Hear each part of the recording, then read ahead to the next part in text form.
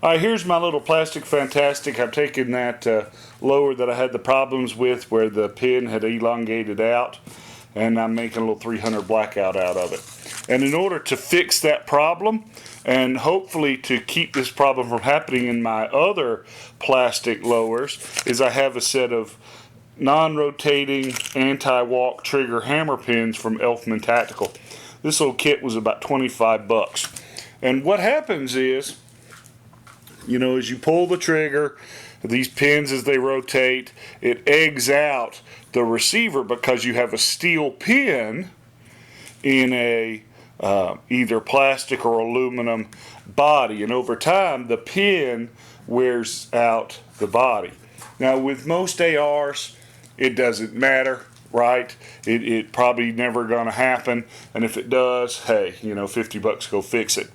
But in priceless M16, you know, pre-86 machine guns, anti-walk pins are great because those pins are the things that wear out the most, and when they wear out, your gun is useless. So in order to keep an M16 lower functioning, I would recommend anti-walk pins.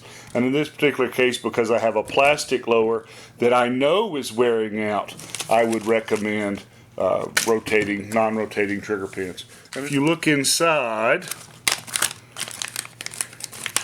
you've got a little picture here that sort of shows you what it should look like. Tells you the package contains an anti-rattle foam insert that's optional and a spare clip in case you break one. So basically, have a little piece of foam, spare clip. Alright. So, the meat of the matter are these anti-walk pins. One side is set as a D, and the other set is round. So we take the round end, I just push it through. Alright. Just like that.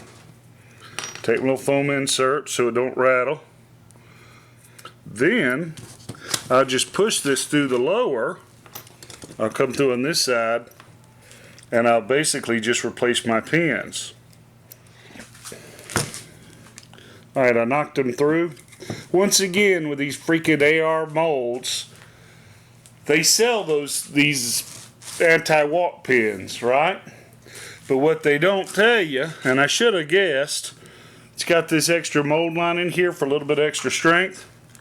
That keeps it from going all the way down, so it doesn't stick enough through to actually install the freaking thing. Your clips, and you have two. One where the clips are round and one where the clip is a D, but they fit here between your pins. Now with the AR mold ones, it's got this strengthening rib here, and that made it where it would not fit, so I had to cut it out. And I did it by just laying it on there, scribing it, and then just gently smoothing it out with a chisel. Okay? Didn't want to take any more than necessary, but I want that to lay down. Right. Alright, once you get the pins through and you've got the flats of the D's touching, you just put your plate in, and then you take this clip, you set it over, and then you just